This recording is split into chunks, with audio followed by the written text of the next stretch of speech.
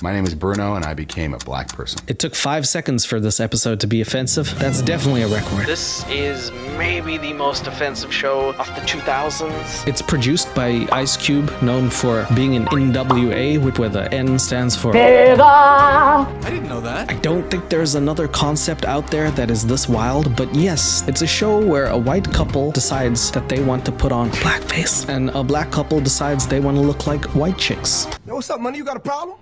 Nah, yo, hold my pool. Anyway, if you're watching this, tell me he doesn't look a little bit like Michael Scott from The Office. In fact, he looks so much like him. I actually wrote a thing that says, would Michael say it? It's a little tally that I'm gonna keep because I think the main character here, Bruno, his name is, says so many things that Michael Scott would say in real life. This feels like an alternate reality from the evil Office. And that's how I choose to watch this show because there is no other way I can watch this without... Hi, I'm Suvi. I hope you subscribe to this channel, but if not, please subscribe to SideQuest Suvi, the other channel that I do, because that channel doesn't feature people like Bruno. It's just me, and I'm actually this color, which is great sometimes. All right, black, white. My name is Bruno, and I became a black person. No one knew that I was actually black when I had my white makeup on. For 6 weeks, 2 families. This is Brian, the head of the black family, and he's in white makeup there. He kind of looks like a Dave Chappelle character. Then we have Rose, who is the girl from the white family. Each family is split into 3 and 3. They have a husband, wife, son. From the black family, from the white family, it's husband, wife, daughter. My family, the black family, got together in a house in the valley in LA, and we decided to swap races. The way that she describes the show is the funniest I've ever heard. This should be the tagline for the show. This sounds so funny that it belongs in Tropic Thunder. Like, I cannot believe this is an actual thing that exists in humanity that people said, let's do it. Would go into makeup and become the opposite race. We became black, they became white. So I just want to say something before we fully get into it. There's a character, a guy, and he is a character named Bruno that we talked about. He's the Guinness World Record holder for ignorance. I don't think they could have casted a better person who doesn't know anything. The stuff he says is so wildly inappropriate for a multitude of reasons. However they found this guy, it's like he refuses to believe racism exists. He doesn't see anything but equality, which is beautiful in theory, but the way that he says it is not so beautiful. My mindset in life I get from my father. As an immigrant, came to this country starting from scratch and demonstrated that you get what you want by working extremely hard. So Bruno's outlook on life is that his father is an immigrant and that everybody's equal and they have equal opportunity. There's no difference between black or white. And he's out to prove a point to people that even if I were to be a black person, everything would be the exact same. Which, as a person of color, I can tell you, coming from South Africa firsthand, it's not. Little fact about me. I was born in a hospital where my mom had to pay the nurse because I was not white, and that was not legal at the time when I was born. So, true story. Anyway, Bruno over here is like, there's none of that. Everybody's equal. I was raised in a Now let's meet Carmen, someone who is very clueless, but her heart is in the right place. very liberal home, and my folks were involved with the civil rights movement. So I had compassion for people who have suffered. By putting on Carmen's family actually went to the civil rights movement, so she's now dressing in blackface to shit all over that. Can you imagine, like, on one hand, you're like, this is my grandpa. He actually walked with Martin Luther King. This is my grandma. She looked like him, so. on another skin, I wanted to have a sense of what it's. Bro, why is she smelling dashikis? Why? What is it? Cocaine's a hell of a drug.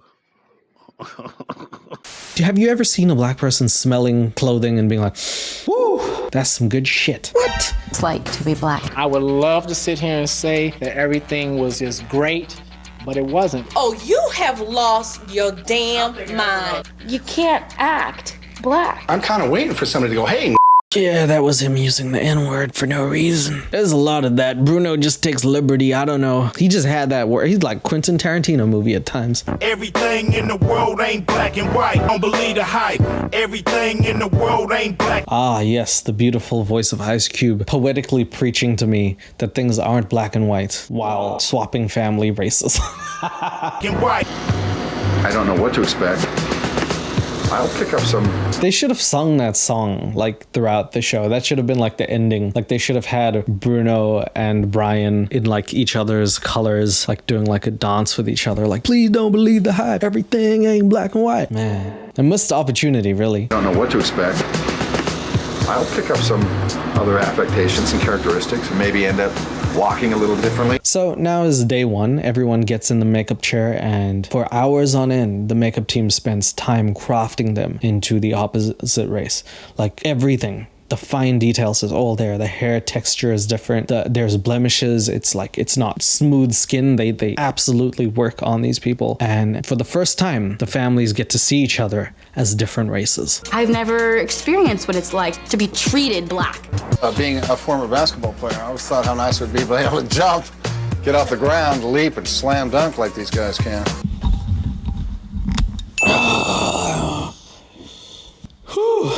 God, that made me cringe. Can you imagine saying something like that to someone? Like, ugh, these guys can jump. That's such a like gross stereotype. Like, just because you say something in a positive way, it doesn't mean that it's still not like insensitive. I don't know, just going up to any black person and being like, ah, man, you must be able to dunk and jump. It's such a weird thing to say to someone. Bruh. He said they as well. He didn't even say like you know, like Jordan or something. He was like them, like the blacks. Like it.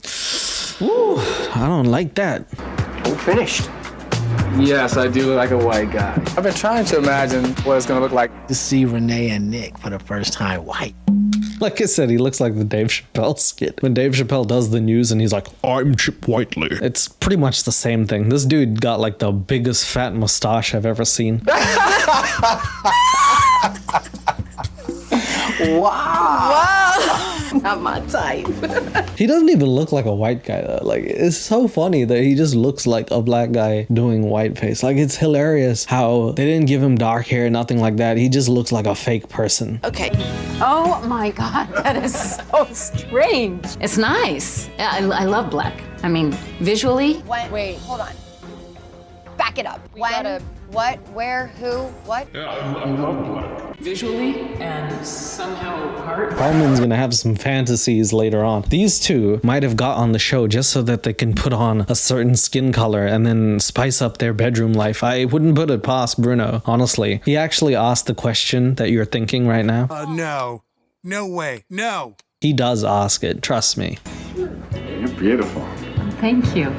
You look like a really nice man. They should renew their vows. Like, invite everyone to the wedding. People will be like, Carmen and Bruno, the white guys? They're black now, huh? Well, times are changing. Oh my God.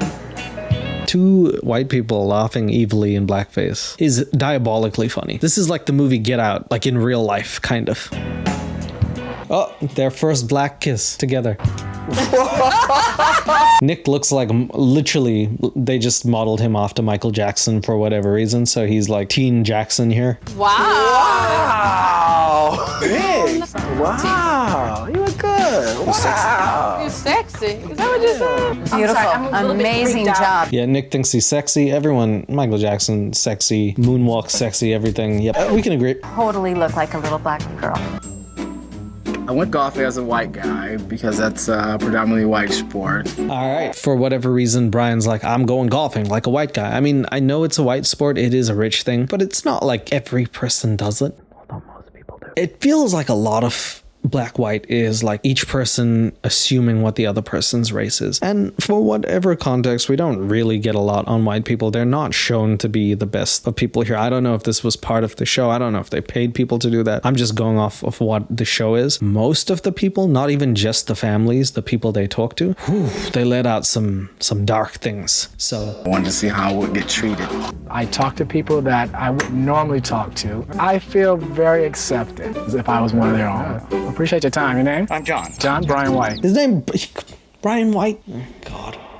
So the other guy's name is going to be Bruno Black. Honestly, if he called himself like a variation of Bruno Mars, like Bruno Jupiter or some shit like that, that would be more realistic than Brian White. Hi, how you doing? Good. So now comes the time when the families actually meet each other. Like I said, they're actually moving in together, which most definitely will cause some sort of hostility, let alone being in each other's skin color at times. So this is the initial meeting where everyone makes a good first impression before then ruining that impression. Well, when I first met Carmen, I thought she's weird. She seemed kind of emotional. Somebody come up to you, his hand. Renee does not like Carmen upon first meeting her because somehow she can tell that she's emotional, which is such a guess, but also absolutely true. How'd you do that? I think I know. You got some senses. Keep it in the middle because we don't want none of this touching. Okay, we don't touch. Just come in. Can it close thing or it can be open? Oh my God. Brian teaches Bruno how to dap someone up, which is, it feels like first grade education, honestly. I feel like you should just know how to dap people up. Do we really want to be like saying, okay, so that's what most black people do, therefore I should do it to blend in? Because I know that like all of us are trying to learn about the other race, but it's so much in the language of stereotype. The most compelling person on the show by far is the daughter of Bruno and Carmen, two of the most boneheaded people, and she somehow came up with all the knowledge and information and self-awareness to understand the nuances of culture and how you shouldn't pigeonhole or stereotype people. She's the good one out of the bunch. I don't know yet if I'm going to feel comfortable putting on an act. I'm comfortable being me. I don't want to just be sending out bullshit. So I do a lot of things that everybody don't do. I'll give you all the white things that you do, and then you'll say curious. This is stereotyping, right? It is hilarious, and I don't know why people do it, but it's southern white people usually. A tornado coming by, a white person coming behind it in a truck. Now it's a legitimate profession called storm chasing. I'm not chasing the storm. I've never seen a California guy chase a tornado, but hey, I guess we're getting it out the way. Maybe this will open up the door for Bruno to say something else that's crazy. Were we supposed to coach you all? She doesn't have to do that because I know how to adapt and get along with white people. Because that's something that I learned to do because white people are the ones I had to deal with when I had to interview for a job. So that is the realest shit that I've ever heard in my life. Renee reveals that she doesn't actually need to know too much about the white culture because she has had to really adapt to that. And I think it's across the board. Like the predominantly first world countries that lots of immigrants move to are white. And because of the majority and the stakeholders, you're trying to work your way up and you must learn to integrate, to not offend people, sometimes not to be yourself, which is really shitty. But it is kind of the way that a lot of us have to grow up. Now, I wish they explored that more, but most of the show is just Bruno being like, N-word, N-word, N-word. Like an NPC from an evil game. I know how to communicate with them to get what I want. Being black is a very subtle thing. I don't know why he's wearing whatever that is on his head. But that is a Michael Scottism. Being black is a very subtle thing is fucking hilarious. I would love the explanation of that. Oh my god, the next shot is him walking like a caricatured what he thinks a black person does. I don't even know how this man exists in life. I didn't create him. Where did they find this man? Are seen in us when we are in different skins. It'll be interesting, and I'm sure it'll happen, where I'll be in... Okay, so now we're at some sort of meeting. I don't really know. I think it's a racial meeting. I don't know what that is. But everyone's just sitting across the board explaining what they think might happen, and Bruno takes this opportunity to finally throw out the word that nobody really wanted to hear from his mouth. In black, and I'll get some attitude from some brick white guy, and I won't have all the history of resentment that a black man has, and I'll be able to with him. Oh, just, mentally spar with him. There is a level of mental gymnastics here where he's like in the scenario because he's black, of course, on black-white. So he's now the black guy and he's like, well, if a white guy says this, and then he used a character to then actually say the N-word, which is gangstalicious, really. When I hear the N-word, my jaws clench out. It resonates with me. That kind of racism is really not there today. Now it's more, we won't get the positions that we're qualified for, or we won't get the service that everybody... So Bruno doesn't understand the nuance of racism, and so some people just absolutely are oblivious to it. If it hasn't happened to you, it's hard to pick up on. If you look at someone, a person of color, they can tell you everything. The amount of times that I had to grow up going into a store where they searched my bag and they didn't search my white friend's bag is mind-boggling, right? And Bruno hasn't been through stuff like this, so he doesn't know this. But throwing out the N-word is that's some cheese.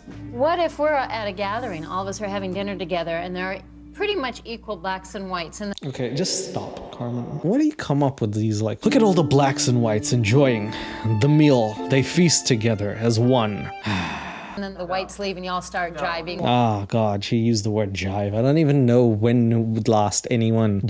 Oh, Carmen. For me, I came in as the last participant to this. They have a meeting where some people are talking about like how race affects them. They're all black, and Carmen sits next to an actual dude, and it just looks hilarious. It looks like she's a burn victim at this point, man. All black panel. I felt nervous. Some advice on how to be black. He told me to sort of just kick back, don't have great posture, lean to one side and sort of slouch in the chair. First of all, Brian didn't say that because that didn't happen. Secondly, are you out of your mind, Bruno? Can you not look to the left and right of you and see other people in the panel who happen to be black, not slouching, being lazy, and other variations of your weirdly racial tirade that you just went on there? Chair.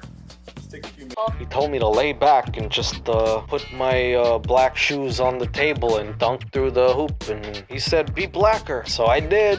What the fuck, Bruno? I was mindful of not being overly inquisitive. Yeah, I used to work at... Okay, so now all like sharing their experiences of plights and like some stuff that has happened to them. Bruno takes this opportunity for absolutely no reason to make up a story that of course involves the use of the N-word. I was a doorman at a disco, you know, and if somebody came up intoxicated or didn't have the right dress on, you know, they say, come on, you know. Or, you know, a lot more hostile than that. And I just, you know, yeah, that's right. You know, it just wouldn't affect me. And that would be the end of the conversation. You're black not even one day, and you're just throwing the word out. You didn't keep it in your pants, Bruno. Had to throw that shit out there. Why? Why, dog? Why? I was a doorman at a disco is like that's so stupid. The only reason why people call you derogatory names is so that they can inflame you. If you don't empower the people that call you the N-word by getting upset, you win. And the idiot that just called you that doesn't have any power. Okay, so Bruno's way of dealing with things is like if someone calls you a word that is that like a horrible word like that, you just ignore it, and that's how it works. So by that nature, right? Let's say someone punches Bruno in the nuts. If he just ignores the pain, it should go away. Black people can call themselves brother or even the N-word. Shake someone's hand. They have like a white panel, and then the white people start saying some shit that you hear around the campfire every now and again. There's a lady who was like, black people can say brother and also the N-word. I cannot. Why? Lady, you can say Walmart. We don't say that. I don't know if that's offensive to you guys. That's black, and my instinct is to wipe it or something. This blue wearing man here says that apparently if he shakes a black man's hand, he has to wash his hands because it's instinct, because he was raised that way. You're not 5 years old anymore, Junior. You can make your own decisions. You don't have to like have someone else think for you. Maybe someone's still wiping his ass. Honestly, I don't know. Or to having someone say, hey, you know, you're a... I don't really know if this is a Michael Scott saying, but like we couldn't even get to the car without that happening. Bruno is just throwing the word out. I feel like he got on the show just so he could say the N-word, and he got an N-word trial pass, and he's been using that shit like it is running out, man. God. Son of a bitch. I hate you.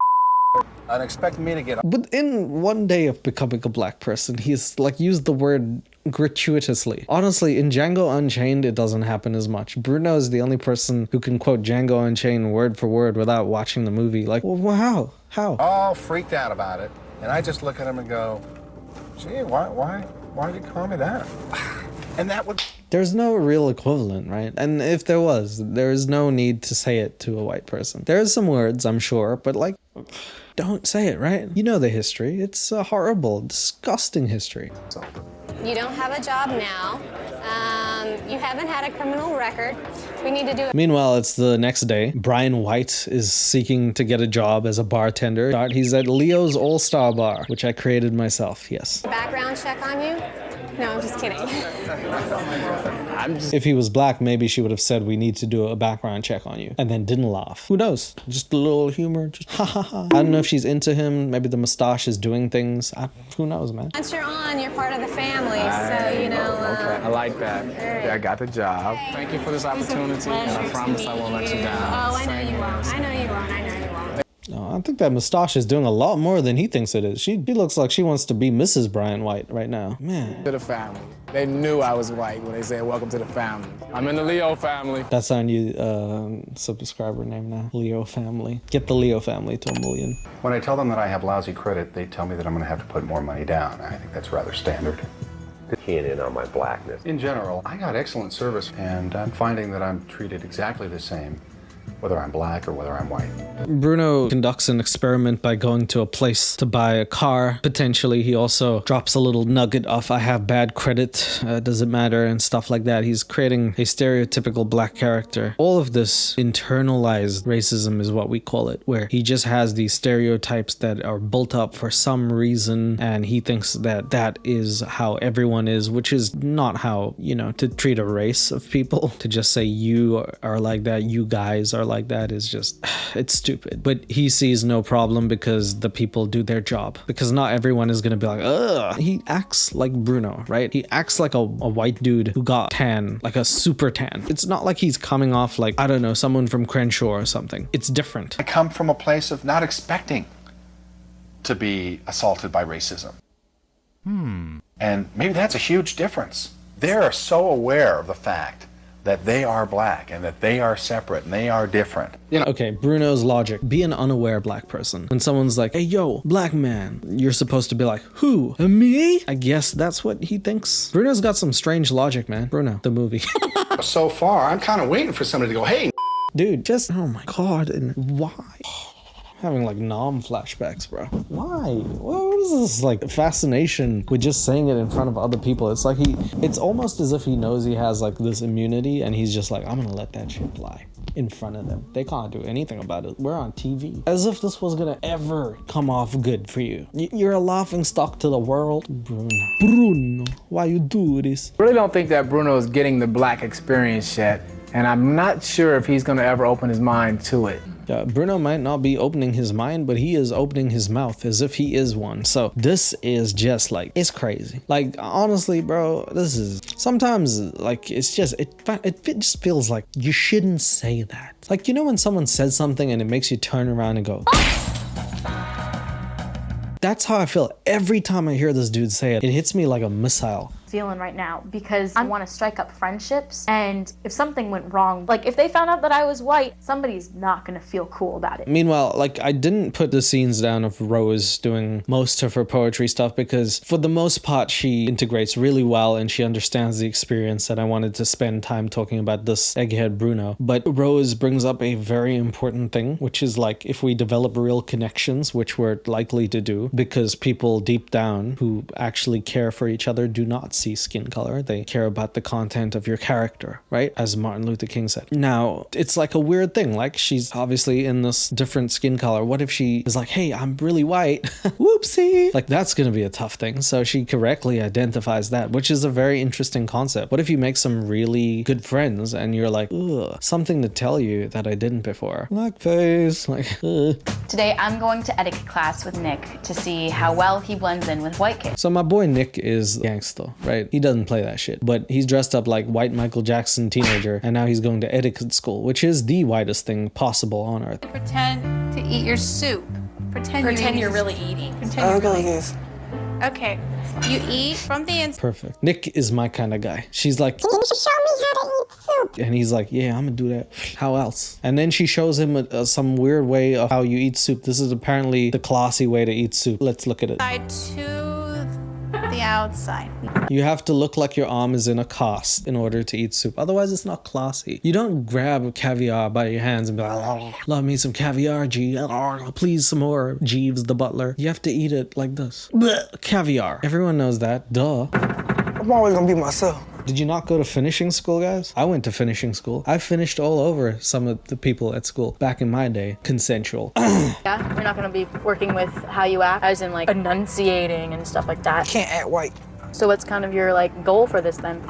Just a pass. I love his voice. I love the fact that his voice betrays everything that the makeup artist did with his face. Just a pass. I love this, man. I ain't like that. He sounds like young Jeezy. Bruh, I can't believe Nick is white. There's no white person in the world that sounds like young Jeezy. Bro, what are you talking about? White area, so you won't have any problems. Oh, okay. Fit right in. Meanwhile, Brian gives someone a drink, and white person plus yellow beer, and if you're not Post Malone, oftentimes equals trouble. So this guy starts spilling his guts and explaining how this is a white area and they don't want to mess that up, and he's talking to another guy who doesn't really look white, but he's doing it. He's letting it go. Up in this neighborhood, and this is one of the last somewhat unaffected bastions of middle-class Caucasian America. It's almost like he believed it himself. When he said Caucasian America, in his head he was like, I'm not racist, because I said Caucasian. Caucasian from the mountains of Caucasus. Instead of white. I used the word Asian. I can't be racist. Can't spell Caucasian without Asian. It's weird to hear people be like, this is the last area unaffected. This is the last bastion of white hope. Like, that's crazy to think that America is still like this in some places. And look, I hope that the producers gave him $100 and said, say this. I really hope that it isn't like this, but it seems proven by everything in this world that it kind of still is. Maybe they do hate black people, or maybe they just, their husbands slapped them that morning.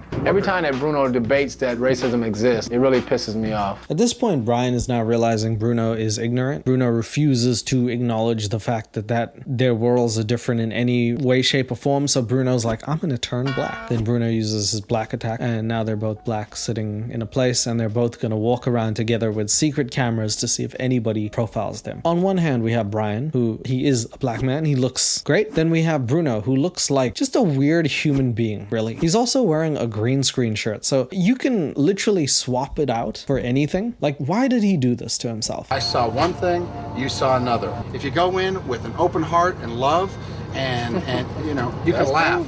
Bruno's sayings of life. If people are profiling you, give them love. Love them. Love on them. See what happens. Put your dick on them. Let's see. And you don't see what you don't want to see.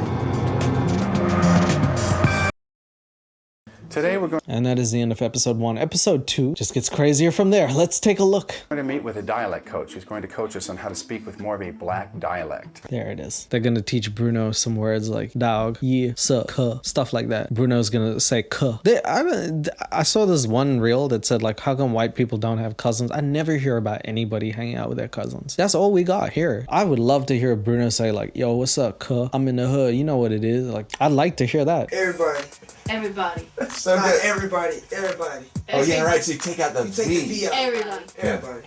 Oh shit, even the coach is like, so you take out the V? Everybody. Hey, everybody. How are you guys doing? Good. I'm glad they got the dialect coach even. He's like confused as hell. Like he didn't even know that was a word. Everybody.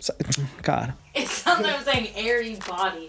Yes, You kind of are. You are, yeah. Everybody. I was talking. Oh, yeah. Yo, you can hear the white dude at the end. He's like, yes, everybody in the club getting tipsy.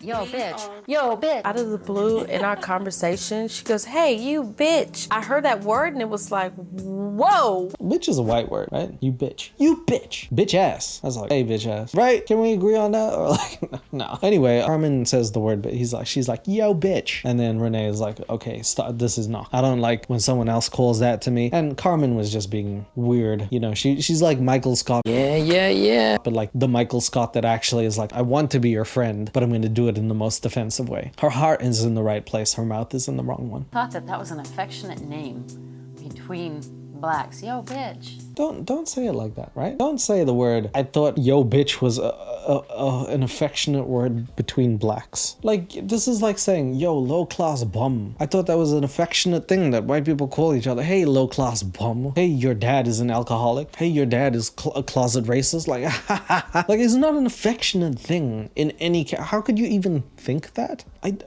Why, Carmen? Why? Yeah, I didn't. No, not. Anyway, Carmen gets absolutely wrecked. Renee is like, yo, you can't say that. Carmen gets mad and she starts like, she crashes out. Say that. No, so it came out like, yo, bitch. Yeah. Nope, there it is. I mean, Bruno has most of the Michael Scott sayings, but that was funny. I didn't know yo bitch was the wrong thing to say.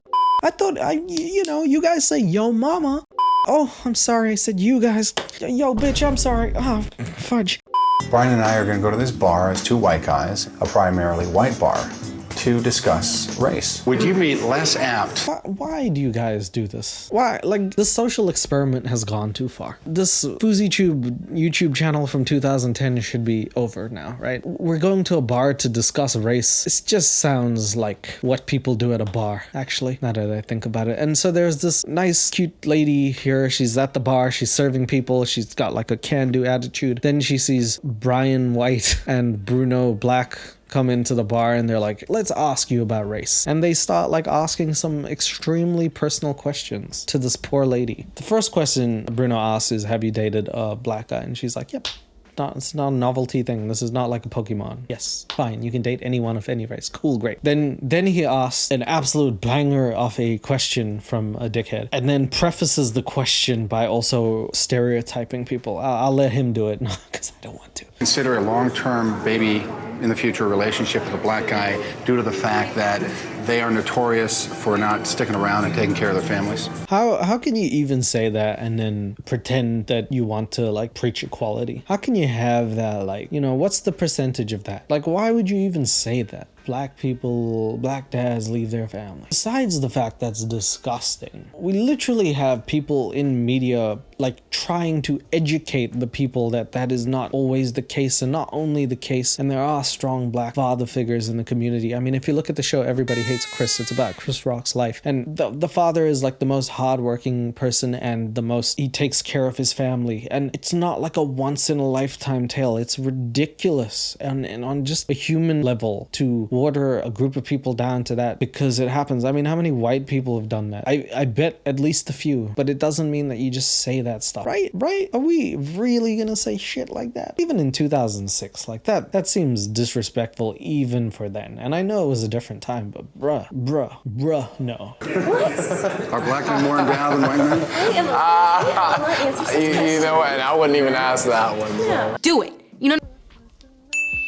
So then Bruno, if you didn't catch that, asked, is it true? Are black men more endowed than white men? Bruno seems like the type of person to search up the incognito tab, go onto some spicy content, and then have a paragraph about why everyone should stay with partners of their own color. Seems like that's the place he would like to bring that up on. I'm shocked. I don't even know why someone would say that. Sheesh. I mean, if you suck ass, you suck ass. It's really nice to hear you say something that I haven't heard, but I'm gonna tell you. Go back to Rose. At some point, someone turns on some music and they're like, yo, we're freestyling. People hit up freestyle like they're all most deaf or something. I don't know how they pull out some of these amazing bars. Rose's turn comes up and she's like, if I suck, I suck. Yo, I go to the hood in the valley and my name is Rose. I mean, I'm from Cali. Anyway, I'm the person and I like DJ Khaled. Gatorade. But not for his bars, more for his cars. They're not yours and they're not ours. Yeah. She starts rapping some random shit. And like, you know, if you couldn't tell she was white, now you can. Like, nobody raps like that. Thing that is true. Here's what I seen today. Here's what I seen today. Like, I don't understand why Eminem is the only person who can stay on beat. Like, I don't know how nobody else hears it, but it's like, man, some of these people are looking at Rose, they're like, are you sure you're black? Y'all faces make me happy. I knew going into this place. Meanwhile, Renee is at the bar where Brian White works, and she's in her white outfit, and she asks a random dude about like the community, and she said like, if would black person be able to move in here, is this good? And it turns out to be the most, like, it's almost like Bruno's long lost brother. This guy says the amount of wrong things he says in 1 minute is like monumental. They're proud of being dumb. They're proud of not doing good in school. I mean, I obviously don't have to break down why this guy's wrong, but firstly, the word is, it's doing well is grammatically correct. So if you're gonna say they're proud of being dumb, you can't be ironic enough to be like they're proud of not doing good in school, and then, you know. But yes, this guy just is absolutely like, I don't know if bars are just a place to spew hate or something. Pointless. Oh, you mean like your feet? Man, every time I went to a pub, I had a good time, but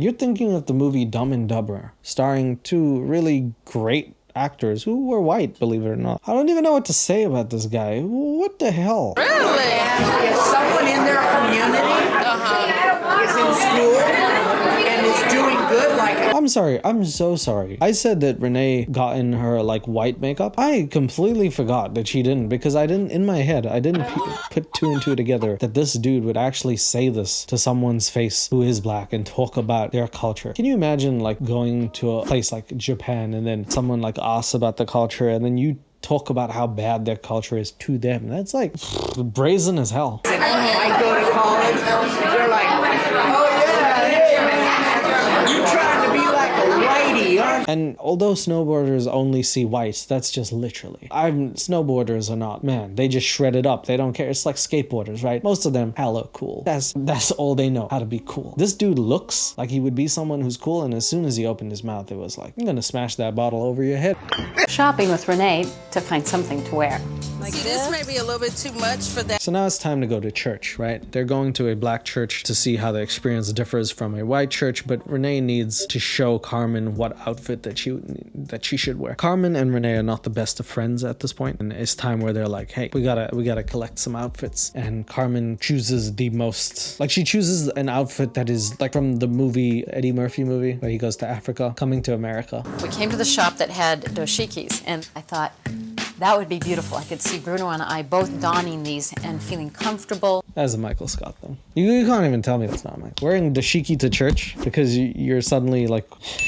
It's like, you don't even understand the difference between African and African American, right? This is like, dashiki is like Ghana, like North Africa, West Africa, maybe South Africa, maybe. I've never seen like a normal dude just walking around being like, here's a dashiki and I'm in it. I actually don't even know the guy who's doing these dashikis, like how much business he gets on a regular day, to find out that he does great business, but apparently he has some great dashikis, and Carmen is like, yes, I think we need to look like we just arrived from Africa. Why is she want to do? Is she trying to make a statement, or is she inquisitive about our race? Like we're just so different, like aliens. I really don't think Carmen, in her heart of hearts, is a bad person. I think that she's inquisitive about the culture. Like Renee said, she's just very inquisitive without borders. She doesn't understand sensitivity or how this could be perceived as an issue in any way. And she's like, she's doing white things. She's like, a dashiki, amazing. I'd love some of that, because there's not that much culture in her life. It's because they're just gorgeous. Everybody come in with suits and ties. Bruno and Carmen are so retarded. I just think they took the dashiki thing a little bit too far. 2006, fellas. He's like, the way that you spell that word is, it's not how you think. It's REWTORD. That's how he said it, man. That's a crazy word right there. I gotta say, those Xbox days when you could just say some of the most crazy shit and then leave it at home I miss that. I do. I know being politically correct is like right, but sometimes that's the way that's how you describe that situation. I really don't disagree with that assessment. I thought it would be good, right? There that is. There it is. Michael Scott in a dashiki. I said I wouldn't wear it if you wanted to wear it. Why would she say the dashikis would work and then later say they wouldn't? It's not like a magic spell, Carmen. You don't put them on and they work. It's not like you disguise. It's not like the cloak in Harry Potter where you wear it and black people are like, you're one of us. Have you been to any place that has a person whose skin color is darker than yours? Like, do you understand that at all? Have you seen anyone in a dashiki? Like, ever? I mean, are you trying to help me or not? I don't believe that racism is nearly as bad now as it was 40 or 50 years ago, at least in... You mean during segregation? Yeah, I mean, you're correct, dude. There's a great assessment of that situation. It's not as bad as the segregation days when Rosa Parks had to move to the back of the bus, but didn't. It's true. Vietnam was the first war where they integrated black and white soldiers, by the way, in America. I'm sure there was World War II and World War I thing. I'm saying like largely. Obviously, by that stupid logic, yes. Oh, I can't believe I'm even explaining this, but obviously, comparatively, if you're looking surface level, the past was worse. But the nuanced amounts that people face while trying to scale their lives to actually keep up with the demands of modern day life, which you need to do, is crazy. Because if you slip up, if someone does anything to you, then there's a problem. In 1992, they had the Rodney King, right? Of course, nothing's changed. It's just changed the way that it looks on the surface. So it's harder to detect because people got smarter with how they apply it. I think it would be better to have it like it was back in the day because you know what you're dealing with. We ended up deciding. Renee, again, says the realest shit ever. Back in the day, people were more front, like they were more straight up with it. And it was easier to be like, oh, racist guy. avoid him. I honestly, at some points, agree with that. At least I know what to avoid. Sometimes you don't even know where it hits you. It'd be your own people, man. And I don't mean like your race. It'd be the people you hang out with, the people you work with who say some of the things. Look, let's take a look at the person who used to own the Clippers. What was his name? Donald Sterling or something like that. This dude owned the Clippers and was still racist. He owned the Lob City Clippers. Blake Griffin, DeAndre Jordan, Chris Paul. How could you possibly not like that team? Bruh. Okay. Deciding not to wear the dashikis because we didn't want to draw that much attention to us. So yeah, Carmen and Bruno decided not to wear the dashikis. Someone was like, don't do that. That's stupid. So they go into church and now they experience the absolute fun and excitement that is a black church, which is just a show. Also, runner-up, Filipino churches, fire. Any church in general is good. Or not church, great too. I don't care what you believe in, as long as you believe in subscribing to SideQuest Suvi, a place where any race doesn't matter, because the only race is the race to 1 million subscribers. Did you like how I did that? Thank you.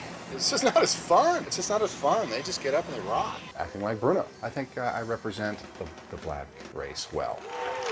Being a white person saying I represent the black race well is so Michael Scott. He even makes a face like Michael Scott would do on The Office. He's like, I represent the black race well. Only the first time they're gonna see me as who I am, white. That's what I told her. No explanation for the equation of our love sessions because you... Okay, so Rose brings over her poetry group and also shows that she's not actually black. Everyone's like, yeah, cool, that's cool, you're a pretty cool person. Then they have like a little poetry session here where it really just seems more like a freak off, where this dude like starts rhyming at her and then saying like dirty things while rhyming. It feels awkward that her parents are there and then some other people's parents are there, but he's just like, I'd like to be in you and inside you and put you in my butt and do other things to your butt stuff. Where's the oil? Can I get it right now? Please, can you hand me the oil? I need to do things. No diddy, but top you in all different ways, and I'll let your curves plot my course, and since I believe in equality, you can choose. So oh my god. The way that she's looking at him, it's over, man. They better leave that house tonight. Rose is gonna get deflowered. The immediacy of your love and the availability of your heart. After the guy says some gangsta-licious dirty stuff, everyone claps because apparently if it's poetic, you can hit it. Carmen then she takes the stage and then she decides to do some Carmen stuff. She says some poetry of her own and then inadvertently says some dank shit in the process. Powerful black man's physique and sweetness are something to behold, and I don't get. Okay, let's start there. Beautiful black man's physique. It's not the worst thing. All right. Get you. You're off the charts. Are you gay or straight? It's like that Oscar episode. I don't get you, you're off the charts. Are you gay or straight? Like this hell of a thing. Again, this was 2006. Apparently you could just hit that line. I don't get you. You gay, you're straight, what are you? Are you in between or something? Like, what the fuck? Moved by the beauty of this magnificent black creature. Then she says that thing, to which everyone's like, hold up, wait a minute, rewind that shit. Regardless of what was on a sheet of paper, black. So then she gets absolutely chewed out by Renee later on. Yeah, okay, don't call people beautiful black creatures, or like, don't put a color before you beautiful Asian cantaloupe you.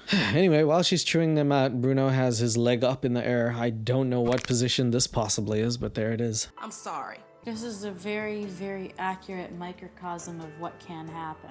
Well, what happens does every happen? day, all over the world. And everyone takes a breather because Carmen said some of the craziest shit known to man. Woo, Carmen, you crazy girl. How's beautiful black creature a compliment? Only creatures that I know is the Thing, the Blob, Jason, Freddy, creatures. This is God's creatures. We are all God's creatures. Black, white, other color. But anyway, I mean, none of that really matters, right? Because what happened was Carmen called someone a beautiful black creature, and in the wrong context, in the wrong hands, that somehow sounds like what they call a backhanded compliment, which it might have been, even though she meant it as a good compliment. And none of them are beautiful to me. Whoever it bothered is... Brian White over here said Jason's not beautiful. Do you understand this is how it happens? If anyone just bothered to love him, then he wouldn't be killing people. He'd be loving them. So if you could take a second to stop judging by people's face. I know he doesn't look the prettiest, but he's pretty cool. At least Jason's not killing me, dickhead. And I mean this in the nicest way, ignorant. Because they're not familiar with the term gorgeous creature. Okay, so then at this point, Bruno takes the time to call someone else ignorant, which is hilarious. Bruno is hilarious. I knew like it was on his bucket list, be black, say the N-word, call a person of color ignorant to their face. All that's next is grow some braids in his hair. I don't think when I'm in that state. And if I did, it would pervert it. It's like thinking before you pray. Not about being politically correct. I know. And it was not about choosing that goddamn Carmen then gets very mad because someone else got mad at what she said, and her explanation was, I don't think when I say things. Which is a Michael Scott thing to say, isn't it? It's the most quotable show, and I'm not talking about The Office. This is the most quotable show, if you really look into it. This is. I think I suffer from whiteness. You see what I mean? I think I suffer from whiteness. Most quotable show ever. And it's only 6 episodes. It's like Mr. Bean ran like 10 episodes. You can watch it 50 years. This show, 6 episodes. Quotables till the end of your life. First time I came here, I saw that Madam C.J. Walker product right there. Can you believe that? That is actually it. Oh my. Do you know that's the actual makeup they used when they did those blackface skits? Next day, Carmen goes to meet 2 sort of like leaders within the community, and they take her to, it looks like a museum of all of these like historical events. This is the bottom of a slave ship, and as you see the way they were stacked in the bottom of the ship with their hands behind their backs tied up, isn't that just wild? They show the boats that slaves were taken on. It's pretty heavy stuff, and this is where Carmen learns just how far the culture goes. And for a lot of people, it's like, yeah, how could you not know that? But there's a lot of people out there who are just, I guess they just don't think to look, or they don't care enough about it. None of this matters, but upon seeing this, Carmen like makes a little realization. She's like, oh, maybe I shouldn't say beautiful black creature so much. Maybe my whiteness is actually taking over here. And it just makes you think, wow, we are so fortunate, you know? We are so blessed. We are so blessed. I've learned something. Imagine going to a museum of like black history and then looking at blackface makeup and then like doing this to your face, being like, I should have used that makeup because you're a white person in blackface at a museum where they did blackface. That is Inception in all the wrong areas. Things. I think I have more of an appreciation or an understanding of what it is to be black. 1 cup of coffee, please. Very white thing to say, go to a museum, come out the museum and be like, I have experienced it. I mean, she's, again, hard in the right place. I feel like we have like Rose, she's fully understands, she's immersed in the culture, self-aware of what she is, who she is, and how what she says affects other people. Carmen, not aware of how what she says affects people, but is aware of that people of color have gone through. And Bruno, who refuses to even acknowledge that has ever happened. Bruno just likes looking up, whistling, and then hoping nothing of controversial nature ever happens to him. What a dude. Lots of cream, thank you. And do we start a tab? Yes, if you give me a credit card, you may. She hesitated like, don't take the coffee until I see your credit card. And I don't recall that happening to me as a white woman. So Carmen goes out in her makeup and she goes to a southern white bar where she orders coffee, and they don't actually give her the coffee before asking for money. And she realizes this is not a thing that happened to white Carmen. And now she's like putting 2 and 2 together. The micro little aggressions, the micro things that happen that people have to go through, and she's now realizing this. And it sparks a little conversation with her and Bruno in the car. I am not wanted or regarded well in this community, and it did not feel good. My brain was working. I was sitting there playing pool with white people, talking to white people, and I was black. Nobody cared. Bruno, on the other hand, had a completely different opinion off that bar. He said that he was playing pool with everyone. He was just having a bowl of a time, just being black in a white place, and it didn't matter. He's just here to show people that racism doesn't exist. Once he can prove that, he's gonna go to World War II and see a certain somebody to do a certain thing. What happened with basketball? Didn't you say the blacks blackballed you? They wouldn't even give you the ball? Yes, as a matter of fact, in my senior year in high school, I was the best player on the team. X to that, firstly. Bruno being the best player on his team, probably because the other people died. And 4 black players decided that I shouldn't get the ball anymore. I wonder if that ever happens to blacks. Bruno apparently was a basketball player and was blackballed by a bunch of black students who did not want to pass him the ball. So Carmen is like asking him how he would feel if that was his everyday life. And he said like he'd feel pissed off, but he just ignored it and things went away. I wonder if year after year I went in for a job and they won't even give me the time of day because of the color of my skin, if I might not carry just a little resentment. How long are you going to carry it? Carry it like it's a fucking backpack, Bruno. If it's worth your job and you have to make money to eat, you carry it as long as you need to. That's a very stupid thing to say. That's super ignorant. Then he talks about his basketball thing, and I'll explain why that's stupid. Let's listen to this. Depends on how long it's happening and how deep it's been and how long it's happened to my people before me.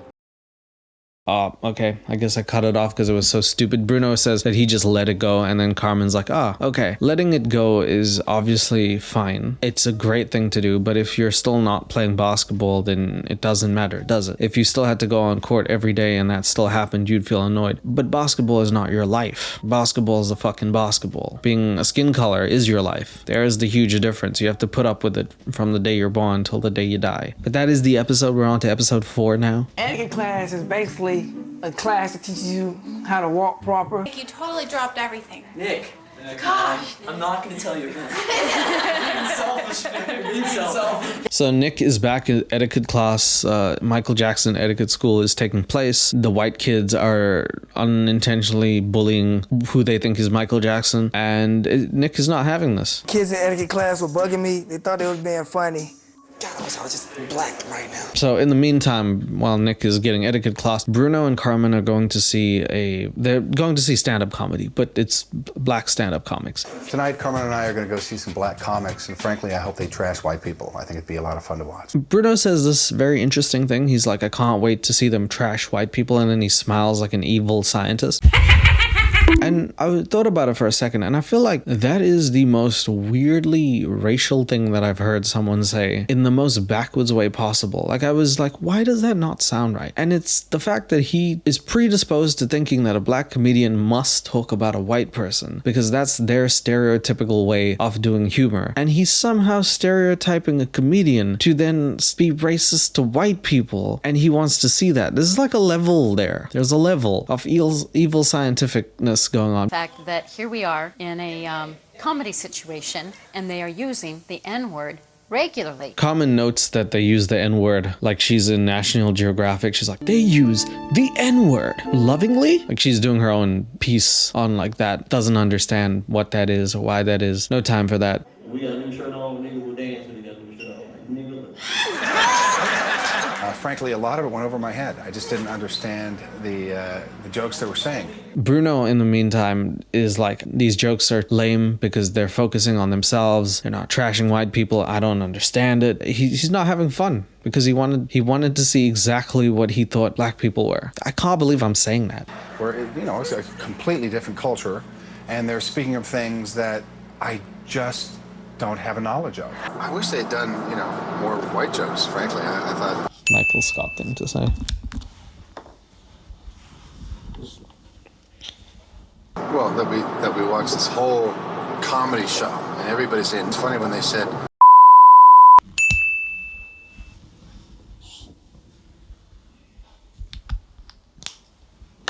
If they want to, and they find comfort or release in sharing that because they've shared the pain around it. So Carmen actually, for a second, gets it. She understands that it's like a kinship thing. It's a brotherhood term used between people off that community, right? Not people who historically have used it towards disenfranchised groups of people. So she gets that. It just seemed really false and phony and hyper paranoid to me. I think it's very important that Bruno says that being unable to say the N-word as a white person is because black people are acting phony. He went on the show Black White so he could say this. He was like, ooh, it's been building up and I need a way to say it. And then Ice Cube was like, do you want to be black? And he's like, say less. And then he just started saying the N-word before anyone asked if that was like going to be appropriate. Bruno and I both grow, because otherwise I think it's going to be hard to relate to each other later. So really, we've been here and we're doing makeup tests. And the truth is, I'm not white. Oh my God. That's all. Okay, meanwhile, Nick has graduated from etiquette school. Michael Jackson, Nick over here, brings his friends to the crib, and then he reveals that he is in fact black. And then they say, let me see it. And I was like, oh no. And then he was like, he shows them his leg, which I was like, oh, okay. Whew. Crisis avoided, right? Oh my god! They saw it. He's black, you guys. That's so cool! Just go ahead and say it. No. It doesn't bother. She couldn't believe it. She was like in love with Michael Jackson, and now she's like, the original Jackson? So I don't know if she likes that. Have you ever been with a white girl?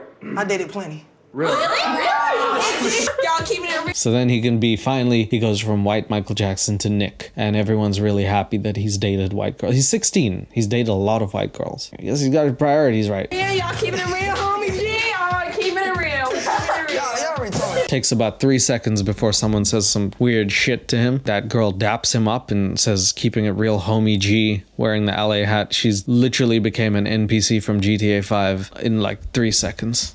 Can you continue to play the race card and come up from a place of pity?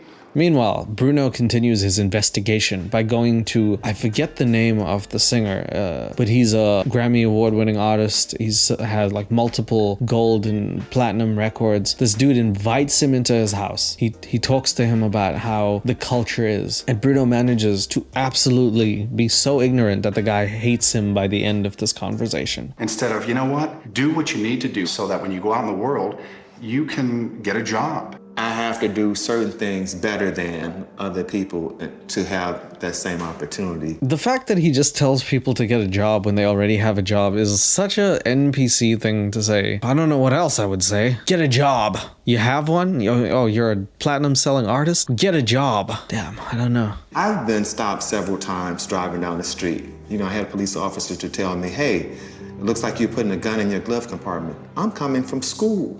Yeah, okay, profiling, huge thing, right? I can only imagine how bad it is in America. I get my share of it in countries where like Australasia and stuff is crazy. At the time when I like started doing somewhat well, you get profiled, honestly, and people don't like to see you doing well if you're a person of color. So it's a bit hard sometimes, but this is a guy who's done really well, telling Bruno firsthand the experience and the differences they go through. Imagine feeling unsafe with police enforcement. Like, that's just so backwards. And then Bruno's like ignorance shows up. What do I say? What do I say to you? You know, I'm white, you're black, you go through that.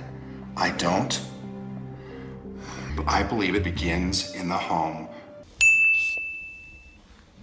How is that an argument? Like, what am I supposed to say? You go through it, I don't? Blech. Let's move on, dude. And dad, if he's around, okay, in the black community, the dads often take off. It's too large of a blanket that you're throwing over the whole culture.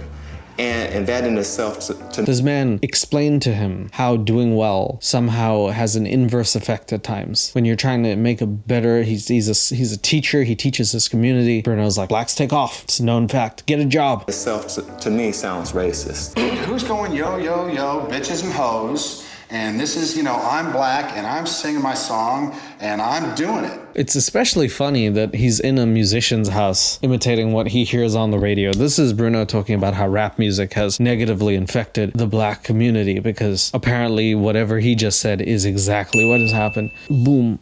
Fernando felt that I just didn't get it. Bruno, we can't agree on anything. I just think you're full of crap, though. And so the guy calls him full of crap to his face and kicks him out the house. And that's another place Bruno isn't welcome. He's on a lot of people's lists. You just made the list! The thing that upsets me is that I asked you guys not to say it, and you use it anyway. I haven't said it in a long time. This was you just said it like 4 seconds ago. So, I don't know. I guess Nick is being white again, but they're on a bus with other people, like all of the etiquette group, and turns out etiquette only is for white people because these guys say the N-word with a hard R. It's actually hard to hear, like it's painful to my ears. Nick says that he doesn't care that people say it, and then the white kids treat it as a joke, which is how we end up with this problem in the first place and how it keeps going. It's not really a good thing, and honestly, they're in the presence of like TV crew and everything. If you go to like a certain area and you just say that hard R and you laugh about it, see you in a body bag. Really, though, don't do it. I found out that my son sat there and let a group of kids say the N-word to him, and he responded to them that he didn't care. So the parents find out that Nick said he doesn't care and he let them say it, and now they have to sort of explain to him why that's not okay. You know, I'm sitting here trying to hammer home to Bruno, Carmen, and Rose that they're not getting it. Brian, in the middle of trying to explain to his son, is sitting in the most awkward position I've ever seen. It's like he's waiting to get it on from behind. Like, what are you doing, Brian? What's happening there, buddy? They're not getting it, and then come to find out that my son is the damn one that's not getting it. You look like you're not getting it. What the hell? Why are you talking like you didn't have time to sit up normally, or you wanted to do this? All right. Big O, you're the one that told us we could say it. Yeah, it was you. I would never have said it. You know, I went to a barbershop, all black barbershop. Yeah. And I got a different perspective from a black guy. So then they take him to a barber shop and the barber cuts his hair and gives him a life lesson. You know, wise, mythical black barber type beat. And then he's like, not only did you cut my hair, but you cut the stupid shit out of my brain. And then he tells his friends that I'm actually not okay with you saying the N-word hard R and then laughing at it in front of my face. Something about that barber shop really got to me. That's all it takes. Ladies and gentlemen, if things are not getting through to your son or daughter, don't take them to a therapist. Take them to a fucking barber. You see if that works. This Oh, jeez. is something that I made, actually. That is the nuclear codes for World War III. Bruno has it in his hand. Don't ask him how he got it, but it is absolutely that. I can guarantee that's what that is. Months and months ago. It's a porno, but it's on a CD, so you only hear it. Bruno made it. He filmed it himself, and he acts as both people. I think that's what it is. Called Midlife Rap. After watching rap videos for a long time and getting kind of frustrated, I thought, you know... Remember when I said he's like Michael Scott, and Michael Scott made a rap video in like season 2 or something about Scranton? I'm just gonna do 3 there because this is like becoming life imitating art. I feel like The Office was made based off of this guy's character because they started in about the same time frame. I'm not sure if The Office was really just based off of Bruno's life and nobody said it yet. Watching rap videos, the middle-aged guy or the middle-aged person should have an opportunity to speak his or her mind as well. And it's sort of a... The middle-aged guy should have a chance to speak his or her mind. What an absolutely great state. I mean, 2025, that's a very good statement, very inclusive statement, Bruno. Wearing that very black fucking beret really brings it out in him, doesn't it? Just put the thing in. This is a big setup for a shitty rap. Today's rap scene. Nick, you might in particular like this. I'm a midlife rap. Yeah, shout out to the one black young guy in the crowd. Nick, this your thing. You listen to Young Thug, now listen to like midlife thugs. It's just me. And then Bruno proceeds to do a rap that is in my office with a plate of grilled bacon. Call a man twice just to see what was shaking. Pretty much exactly like what Michael Scott would do. I really don't think there's much difference, except this man really did that. He has like microaggressions is something, this is too small a word for this guy. He has like macroaggressions. He went out of his way to film a music video talking about how black people don't do things right, like they sag their pants and things like that. And does Bruno still have a job is what I want to know. If anybody could tell me in the comments, like do any research, I would love to read up and see if Bruno still has a job, because I don't think that you can get a job after doing that. Middle-aged and dapper with a vocabulary. No, I don't wear giant golden chains, baggy pants half down my butt. They cut to a picture of Rose after looking at the butt, and she looks like she doesn't want to eat food anymore. That's a white butt if ever I've seen. I didn't even know that was a butt. I thought that was this dude. I thought that was the between his fingers. I did not know that was a butt. Don't disrespect the ladies. I don't call them hoes and sluts. Wear a big old nasty frown. How is it not Michael Scott? How is that image not Michael Scott? Like, pause on that image where he's doing the frown, please. That's Michael Scott. That's Steve Carell. But Steve Carell's like way better, like a million times better. But it's Michael Scott though. I'm just gonna put 5 there because this is exactly like him. Come on, right? You guys see it, right? Yo! Okay, I don't think you're writing on behalf of midlifers. I think you wrote from your point of view. No. He wrote on behalf of everyone who doesn't know how to write and is challenged, but not mentally challenged people, because they are actually doing something in life. He's challenged, like just life challenged him and he lost. That's what he's writing on behalf of. People who lost in life. Period. And I think that you're couching it by saying you're appealing to an audience.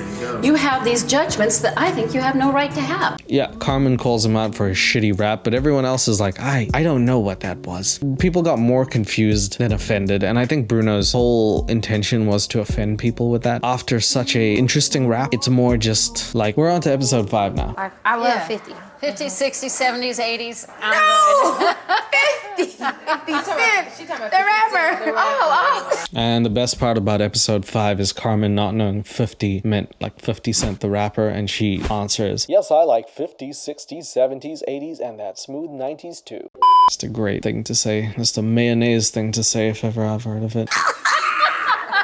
You know, if you play her Candy Shop, I think she'll explode. Like, I think if she hears 50 Cent Candy Shop, she'll like actually explode. Your hair, can I touch it? Yes. It's a little dry right now. She then touches black people's hair, which is just, white people love doing that. There's a mayonnaise thing times 2 now. It is too adorable. Thank you. Like, what? Conversation about reparations. Slavery was how many generations ago? Ah, yes. Bruno starts his day off with a nice cup of anything but black coffee. He must put more white than black in that coffee, so it's just milk with a little bit of shit in it. And then he starts having a conversation about reparations, which is what Friends do. I remember on the show Friends, Joey and Ross talking about reparations. It's an episode they cut because that would have never made it to air.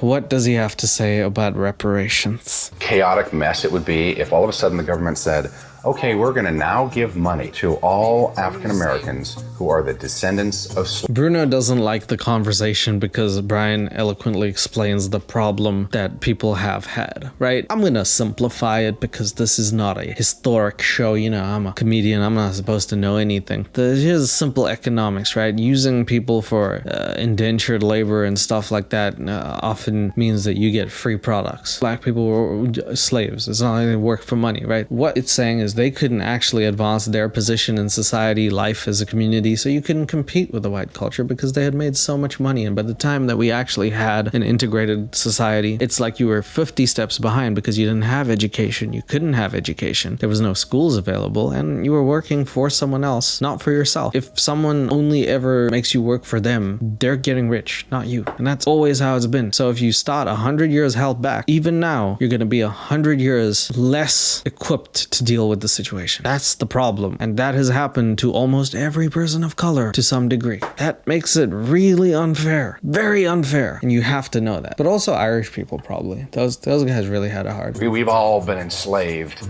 Okay, I don't think checks have been flying around for anybody. Get off it. Damn. Is he gonna say get a job? Please. Get a job. There it is. He said it. Get a job.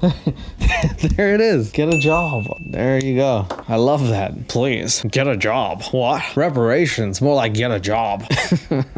I bet you he's the type of person to go to a homeless person and be like, hey, get a job. And then walks away and he feels like his life got better. Oh my God. This dude is he's a walking caricature. If there hadn't been slaves there to do it, do you think tobacco companies would have found some way to do it? Oh God. Okay, here's an argument. This is a straw man argument if ever I've heard. Yeah, they would have got other people to do it. They might have had to get white people to do it. Buy a spider, but check that it's covered by your healthcare provider. Or they could have got black people to do it and paid them. That means black people would have probably had enough money to start their own companies and then compete with the white people, and then they wouldn't actually be 100 years behind. But that would be crazy, wouldn't it? Society advancing faster than your own. Ugh, scary. Wouldn't want that. Get a job. Yeah, so what y'all plan to? What score go to? 150. 150. 3 houses. They took my boy to play dominoes at a little gathering. He does not look comfortable. Bruno looks like he took a shit in his own pants and can't move. My boy, he's not looking good in this environment, right? 3 houses. Yeah, there it is. Looking like he just took a dump and doesn't have diapers to clean it up. There are all different kinds of black people. If there are smoking, drinking, loud talking, ebonic speaking black people, that's not my element. I'm not even gonna address that. I mean, I think everybody by now could hear the ignorance. I think everybody knows what this is, right? You know, I really feel like this man would go and watch Django and think it's the worst movie ever made because the characters that he's voting for don't win in the movie. You know what I mean? I feel like that kind of movie. Like he watched 12 Years a Slave and then turns it off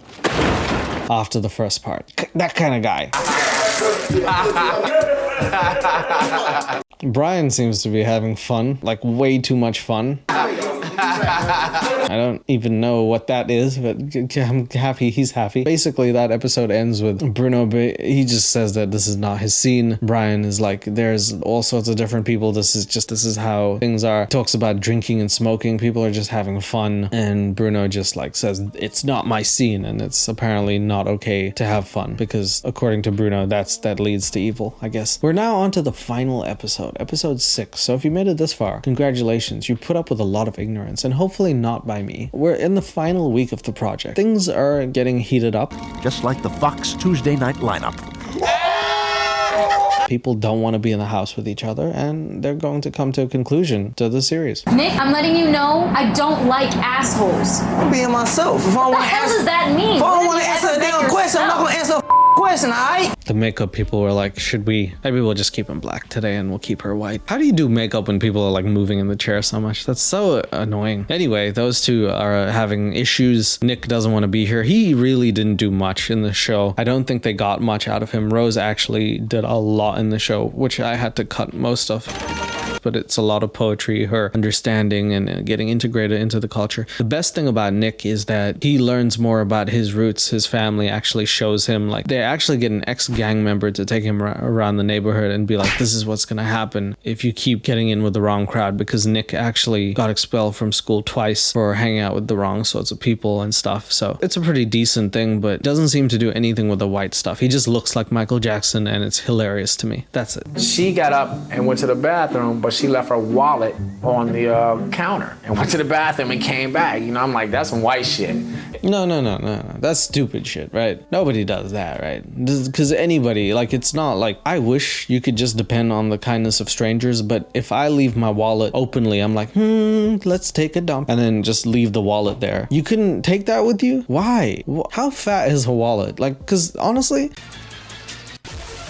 I'll take it. I don't even like stealing. Yeah, I gotta go up and ask. You know, when I saw you go to the restroom and leave your wallet right there, it kind of struck me as odd. I was like very curious as to why you would do that. Yes, I like his voice. He talks like a slow person, not really a white person. He's like, I'm really curious as to why you do that. And the way that she's smiling, it's almost like she's like, oh, this guy, something's wrong with him. Let me answer his questions. Human nature. Okay. When you go to the restroom again, will you leave it again? See, this is not a white thing, right? This is just like, she sees him and she's like, oh, yes, of course I'll leave it, Brian. Yeah. What would you like to know? How much money I got I got these things. I got this note. It's called a 10. It's a 1 and a 0. When you put that together, it's actually not just 1 0. It's 10. Wow. Wow, that's pretty good. Not everyone. You see what I mean? He's like, wow. Brian's, he's putting on too much sauce, really. I was shocked. We decided to write a letter to each other and share what we learned from one another and what we had gained from this. So it turns out Ice Cube has just recently watched the movie The Breakfast Club from 1985 and decided, let me do that to Black White the show. So everyone has to write a letter on what they've learned in the past 6 weeks. None of these letters are good. And the only person who's eloquent, believe it or not, is Bruno.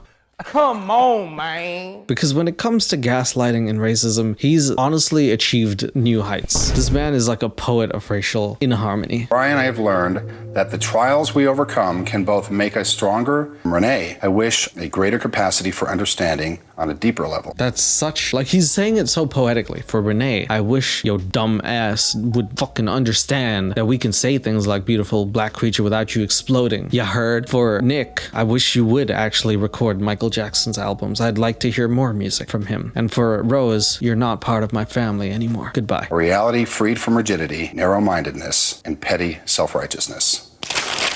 I really don't feel that. The fact that he had like multiple pages is, again, such a Michael Scott thing, right? He wrote like 10 drafts of this thing. Before the day was up, he was like, what's the topic? What I've learned from black people? Can I get my old notes or my citation? I got a whole thesis on that. Like Bruno, no matter what color he is, he's only going to see things his way. There is only one person in the home that I feel I have learned something from, and that would be Rose. Unfortunately, it's not reciprocated because Brian and Renee feel like they've learned nothing from Carmen and Bruno. I thought this whole experiment was going to end in a culmination of, I did learn this from you. But they straight up are like, you You guys are just shitty. I think Carmen actually got something out of the experience. I think Rose did. I think Bruno got exactly what he wanted out of the experience. So take that for what you will. But it's not really true because I learned a lot about Bruno. I learned people like this exist and it's scary. And they have the ability to do things like vote. So that's scary too. It was for you. I hope for you best for your poetry in college. Good luck with that. I appreciated it. I have definitely learned Nick also makes up with Rose, which is really nice. At least that's cool. There is a distinction called black. I think Carmen wrote her letter out and she decided not to read it because of, the things that she heard from everyone else. So, because everyone was being mean to Carmen, instead of like reading out whatever she wrote, which I'm sure was a really nice thing about the culture, she was like, I'm still learning. We're still looking into black culture. We will present the results in 3 weeks. Still doing black culture stuff. I'm keeping the makeup. That's something she'd probably say. Thank you very much. Good night. On both She said good night. She said, it's hilarious. Why she wrote it like that? What? of us. When we all get into therapy tomorrow, if shit jump off, it's gonna be full blast. All right, so this is a therapy session. Probably wondering like, what? Suvi, did you cut out all the therapy sessions? Nope, no. It started randomly. Ice Cube decided he was like, oh shit, these motherfuckers need therapy. Like this is the 4th episode, they started therapy. And the 5th episode, it wasn't there. So they just got 2 therapy sessions, first and last.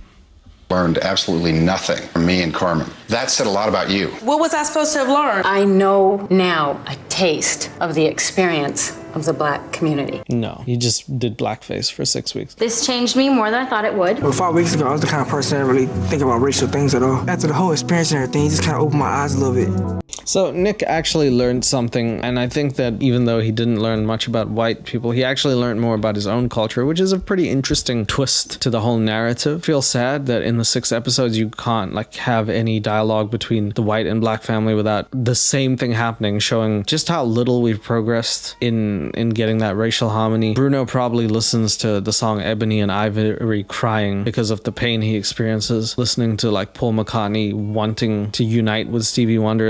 It must hurt him, really. And then there's this beautiful scene where he says he's learned nothing, and they show B-roll of him wearing a mustard shirt and a ketchup hat, and then he puts another hat on his hat, because that's the kind of guy Bruno is. He protects his bald head from his bald head, I guess. Racist because I judge people on who they are. If we start making changes today, 100 years from now, racism will be gone. Okay, firstly, Bruno would have to go first, but then Bruno probably has people that he talks to, and I don't know, man. It seems like wishful thinking. I hope that a show like Black White does actually get people to think about this thing, but yes, Ryan he thinks that if we start having these conversations now, it'll lead to harmony later on, and a show like this is why his contribution to that whole. Thanks, Ryan. It's a good contribution. Guys, I want to say, everyone shares a group hug, and then the camera pans out. Well, it's not really a camera. It looks like a chopper, because we get this weird montage shot of looks like a home, when they're like, we've got him in the house. It's hour 24. He's not coming out. It's like a police thing, but the camera zooms away, and it's the sad music. You're supposed to feel almost depressed. You're like, Black White. That's how I feel after watching that show. Damn. And that's the end, by the way. This is the end.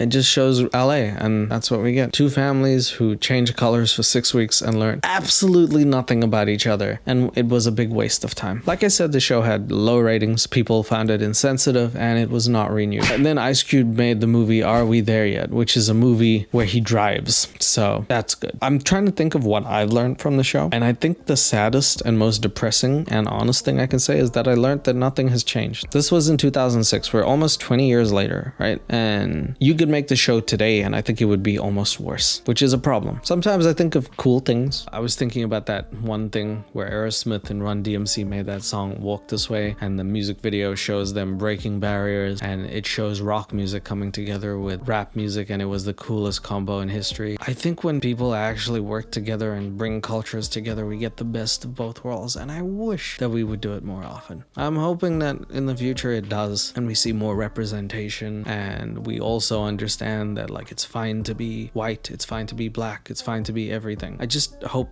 that maybe in the future something happens and we have less Brunos and more Suvos. That's not my nickname, don't call me that. Okay, thank you. I'll see you on the next deep dive. Love you guys, whatever color you are.